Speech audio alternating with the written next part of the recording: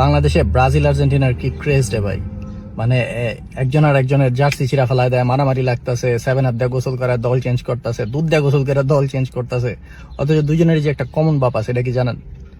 যেমন মনে করেন আর্জেন্টিনা প্রতিটা বার এই কমন বাপের কাছে হাইরা বাদ পড়তো ওয়ার্ল্ড কাপ থেকে, এই যে 2022 ওয়ার্ল্ড কাপের আগের থেকে আর কি আগের। তারপর ব্রাজিলের তো 7 আপ খাওয়ার হিস্টোরি আছেই, তাগর মাঠে মানে ব্রাজিলের মাঠে ব্রাজিলের 7 আপ খাওয়াই দিছে। দলটার নাম নিশ্চয়ই আপনারা বুঝতে পারতেছেন, 10-4 ফুটবল বুন্দ জার্মানি। তো করেন মারামারি করেন, জার্মানির এবারে টিম ভালো না জানি আমি, যে জেতার সম্ভাবনা খুবই ক্ষীণ, এই জন্য আমরা ওইটা এত মাতামাতিও নাই। তবে ব্রাজিলের চেয়ে টিম ভালো আছে, আর্জেন্টিনার চেয়ে টিম ভালো আছে, ঠিক আছে, একত্রে বেশি দূর যাইবো আমার কাছে যতটুকু মনে হয়। তো যাই হোক, জার্মানির কখনোই অত মাতামাতি হয় না, ওরা মাঠে দেখায় দেয়। কিন্তু আমি অত আশাবাদী না যে এবার ওয়ার্ল্ড কাপ জিতবে। আমার মতে ওয়ার্ল্ড কাপ জেতার সম্ভাবনা 3টা দলের।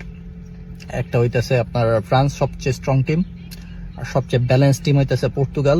আপনারা মানেন আর না মানেন, সবচেয়ে এক্সপেন্সিভ টিমও কিন্তু পর্তুগাল এবার, মানে সব ভালো ভালো ক্লাবে খেলে। আর 3 নাম্বার হইতেছে স্পেন। তো আমি অবশ্যই স্পেন একটু আগে রাখবো, স্পেনের সেকেন্ড, ফ্রান্সের টিম খুবই ভালো, ফ্রান্স 1, স্পেন 2, পর্তুগাল 3।